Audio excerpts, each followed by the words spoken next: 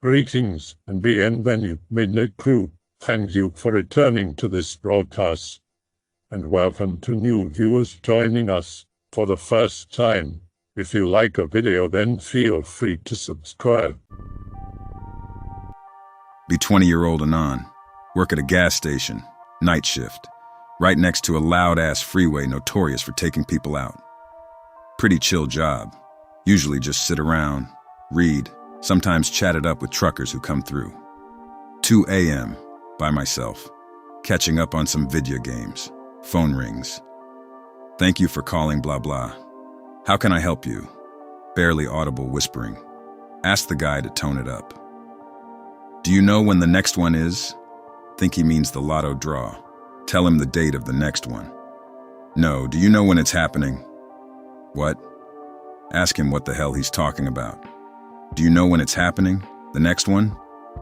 Voice is still whispering. Cracks a little bit.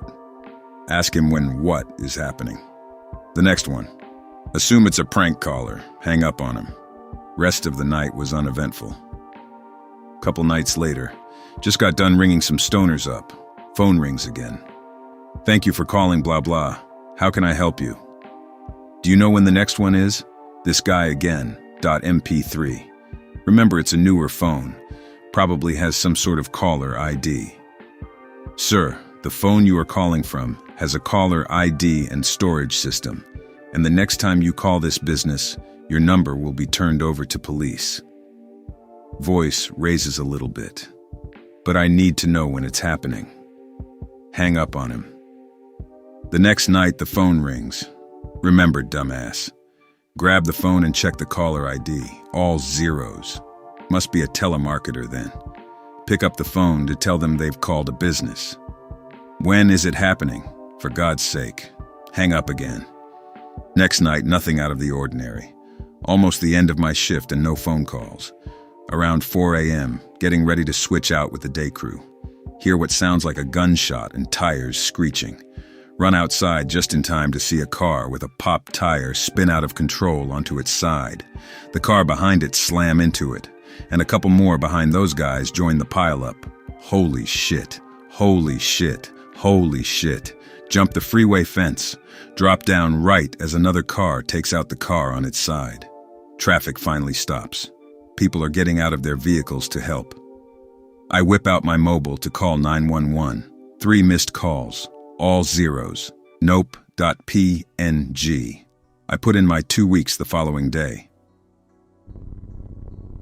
Cousin and I head to San Antonio to memorialize Johnny Cash's death, September.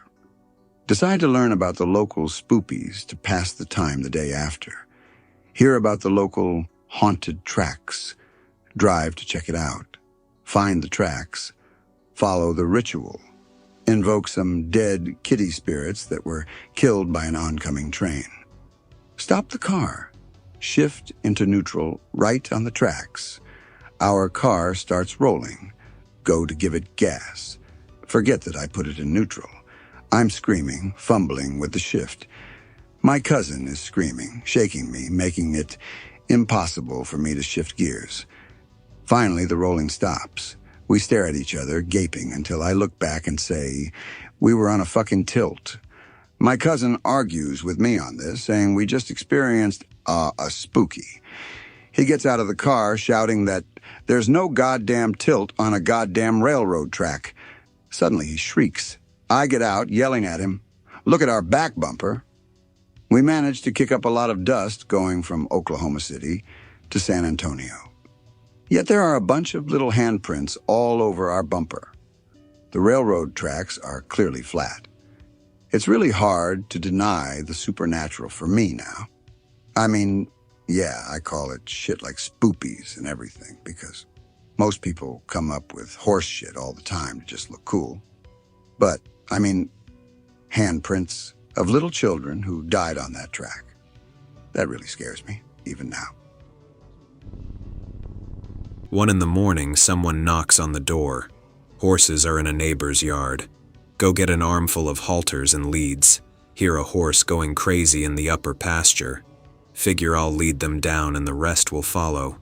It's my mom's new Appaloosa mare. I can't get near the stupid animal. Totally wild. The horse is a freaking spaz on a good day, so think nothing of it. Climb through the fence to where the horses are. They apparently pushed open the neighbor's gate and we're all in this tiny yard under a high beam spotlight, in nice green grass.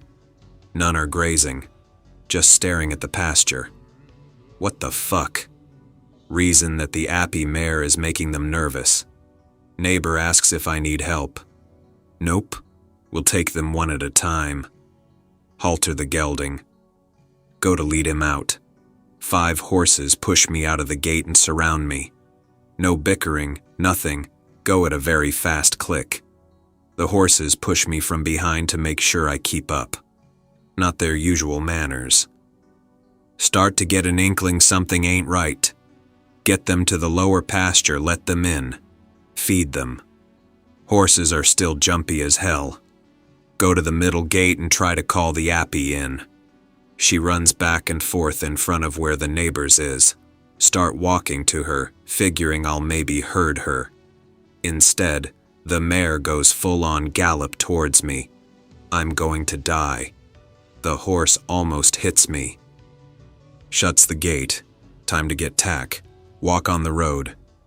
Halfway to the hay barn, something tells me to look in a certain section of the pasture, where the appy had been. Red eyes shine. That's one bold deer, seeing the ruckus the appy made. Take in landmarks. What the fuck is it? Whatever it is, it's on the lower end of an incline, still makes it past the roots of walnut trees, 10 to 11 feet tall. No trees, nothing for it to stand on to be bigger. The walnut branches were 30 feet up, and it wasn't anywhere near the trunks of the trees. Stand by the road and watch it. Eyes blink, stare, bob, and it turns every once in a while to look at the woods. Keep looking at the woods too, expecting more eyeshine. None. It finally leaves. Only know this as I can't find eyeshine anymore. No sound indicating it left. I haul ass to get tack. Probably broke a world record. Feeling braver, shine a flashlight into the pasture from the neighbor's yard. Nothing. Get back to the regular barn. Horses are still watching the upper pasture like hawks. They're as far away from it as they can be. I went down the next day to get an estimate on height. It wasn't near anything that it could climb. The area is cleared. The walnut trees were on top of the incline against the fence line. This was in the middle of the section of the pasture. If it was a deer or bear on its hind legs, then damn did it stay up for a long time. I also wondered if it was there when I was trying to grab the appy mare. It would explain why she would only go so far down the pasture, even when the rest of the horses were down in the lower pasture. That freaks me the hell out. Was it in the hay barn, which doubles as a run-in for the horses, or in the copse of trees by the creek? Or was I just so focused on getting the horses back in that I walked right past it? Okay, sorry. This was a while ago. Back when I was 15, 21 now. Be me. Up at a cottage, Northern Ontario, chilling in my room about 1 a.m. Hear the dog go insane. Parents get up and walk outside. Curiosity sends me after them. Scare my parents half to death being all sneaky like. They tell me they heard something breaking into our shed. No one is ballsy enough to go check because we all thought it was a bear. There was garbage in the shed, so we assumed it was after that. I finally go in and open the door. Garbage is still there. Dad assumes robber. Nothing stolen. We all noped out of there. Next morning. Dad says whatever it was, ripped the shed door off its hinges. The door is already rehinged via my dad. Expect massive bear claw marks. Nothing but tiny scratch marks. See pic. Left with the question, what the fuck is strong enough to rip a door off its hinges, but leave no large claw marks? Nothing was stolen from the shed either, not even the garbage. Night before Halloween 2013. Out in Angels Camp, California with the in-laws since they're visiting from Florida. The in-laws start an argument, which carries over to my wife yelling at me. We both hop in the car at about 3 a.m. to blow off some steam and argue at each other in the privacy of our own car. I pull up to a parking spot next to a trail. Turns out it's some semi-historical spot for the area, seeing as the original founders for the town started their ranch there. All that's left standing is a chimney and some fences made of stone. Stare out the front window of the car while my wife has a one-sided argument with me about don't even remember. This goes on for about 30 minutes, and then something odd happened. Something shimmery white on all fours walks from literally out of nowhere, gets dead center of the road about 8 yards from the car we're in. Takes a sitting position and faces me, and stares into the windshield for what felt like an hour. I've never had this feeling before, but I didn't like it one bit. My stomach felt like the contents in it got 20 times heavier, and I started breathing heavy. My wife snaps, "What the fuck is wrong with you?" I just point towards the windshield and her face turns white. She stops whatever she's doing and mimics me. We both feel sick to our stomachs, but are too scared to move. This goes on for another 5 minutes. I consider turning my lights on to get a better look at that thing. Wife refuses. I consider driving right at it to see if it's real, or we're seeing some shit. Wife also refuses.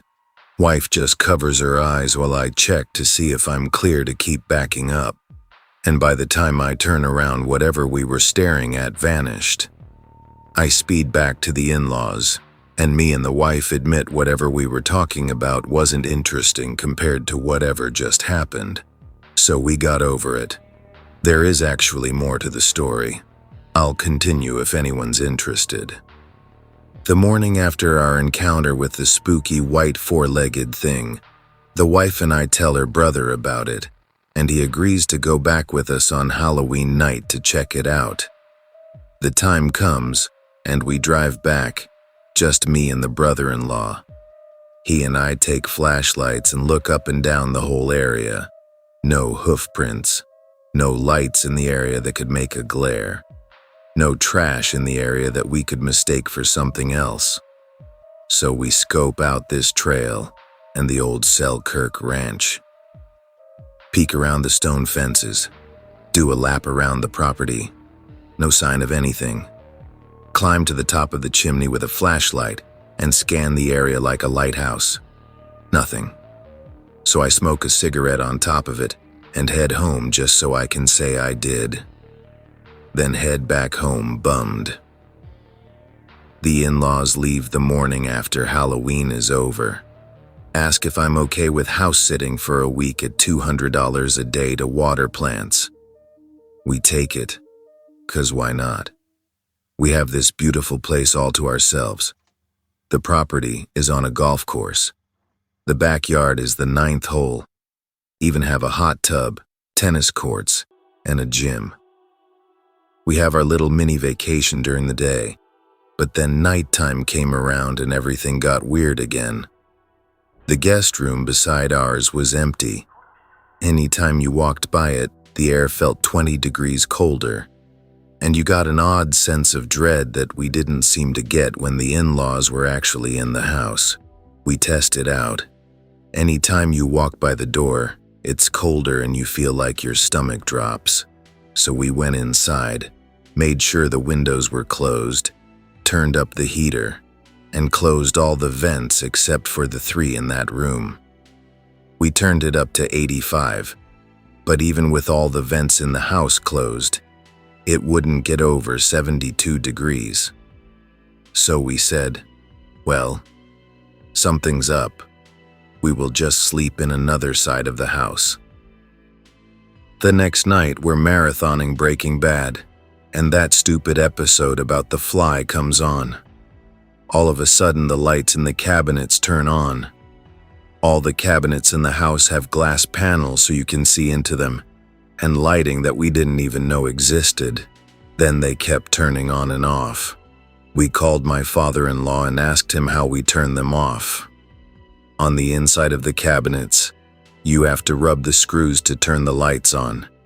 You have to do this to each of them individually.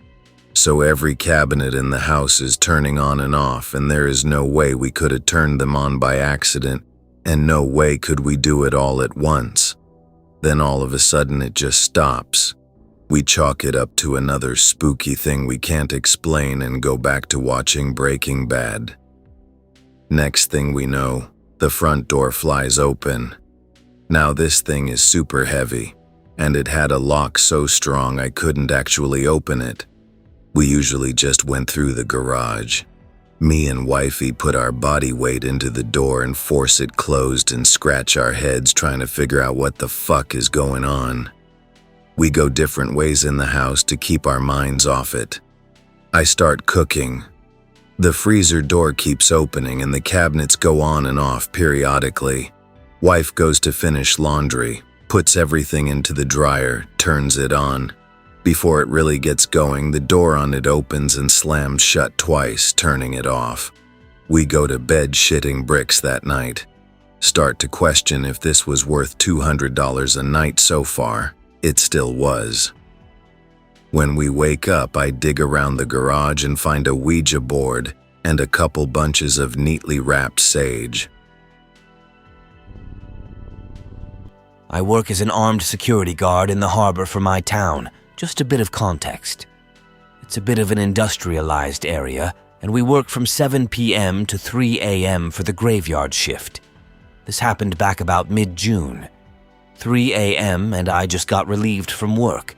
Time to go home as I finish my coffee, clear my pistol but reload a magazine, no round in the chamber. Take off my duty belt and place my pistol in my glove box gun case. Pull out of work at 3:10 or 3:15-ish. After about 10 minutes of driving, I notice a car following behind me with no headlights on. Okay, whatever. Not my business.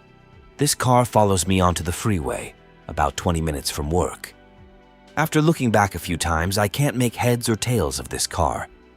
My paranoia is starting to kick in. I get off my exit from the freeway and this guy is still following me. 15 minutes, that should be 30, but no traffic late at night. Stops at a proper distance but always follows behind me. Can't even see the face, only a silhouette. Even worse, if I change lanes, the car follows. My paranoia is really getting to me now, and I am shaking. Who follows you that far? I drive all the way to my place. I live on a dead-end street, and park my car outside my condo. My follower parks right behind me. I swallow hard as my mouth is dry. This is it, .jpg. I reach into my glove box and pull out my pistol and rack one in the chamber. Turn off my car, open the door, step outside and face my follower. Gone. No trace of a car being there in the first place. What the fuck, Pepsi? Nope, faster into my condo than a fat kid after chocolate cake. Seriously scared me shitless. This car followed me for about an hour and 10 minutes. Then all of a sudden, poof. This is the only time something like this has ever happened. Still gives me the creeps every so often. B17. Live in a house on the edge of town. House has a huge old-ass porch that creaks when you look at it. Room is sunken in. Window has broken blinds and is level with the porch. Snow for days. 3 a.m., texting a buddy of mine. All of a sudden, hear the porch creak. Not a big deal. We have deer and cougars who run around and shit. Creaks again. Stop to listen. Creaking comes closer. Realize it's heavy footsteps, like combat boots. Freeze up. Can't move. Footsteps slowly come closer, like someone walking methodically slow, heel to toe. Live with my sister and mother, so neither of them. Footsteps continue. Stop in front of the window, hold my breath, stare at a gap in the broken blinds. What I can only describe as a featureless, smooth black head slowly leans down and appears in the gap. The head turns and stares straight at me. All at once, a feeling of dread and fear hits, and I begin sobbing. Panic. Pull blankets over my head, curl into a fetal position, eventually fall asleep. Wake up the next morning still clutching my cell phone. Grab a maglite and hoof it out the back door. Go over to the window. No footprints. Only circular indents like someone had been walking on stilts. The indents start at the beginning of the porch and end at my window.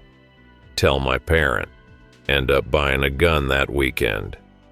Bought my sister and me BB guns and fishing knives. Never see it again. Move away a few months later after another incident on the porch. Same setting, same room and porch. Later in summer, Mom and I are watching movies in my room around 10 p.m. The porch gets super dusty from gravel during spring and summer. Hear a bird squawking outside. We both pretend to ignore it. Squawking gets louder, harder to ignore. Ask Mom if she heard it. She confirms yes. We listen to it to try to figure out what it is. Squawking gets closer and louder. We can now make out what it is. Sounds like a mix between a chicken with its throat slit and a cat in heat. Sounds like it's dying or struggling with something. My mother is fearless after buying the gun. Mom tells me to turn out the light so she can look out the window, grabs my maglite and shines it outside, peering at the corner of the window. What the hell? What is that thing? Says it's coming closer. I can't see anything because of the angle and flashlight. Struggling, dying demon noises get louder and closer. Hear it scratching and struggling on the porch. Right as it gets to my window, the wailing trails off suddenly. Sounds similar to something grabbing it and flinging it across the yard. Wailing trails off violently into the distance. Mom and I stand there in stunned silence for a few seconds. Quietly ask Mom what she saw. Said she could only make out the shape. The flashlight wouldn't reach. Said it looked like an animal no bigger than a dog, but it was twitching and writhing on the porch floor and was crawling toward us. Described it as glitching away before vanishing completely.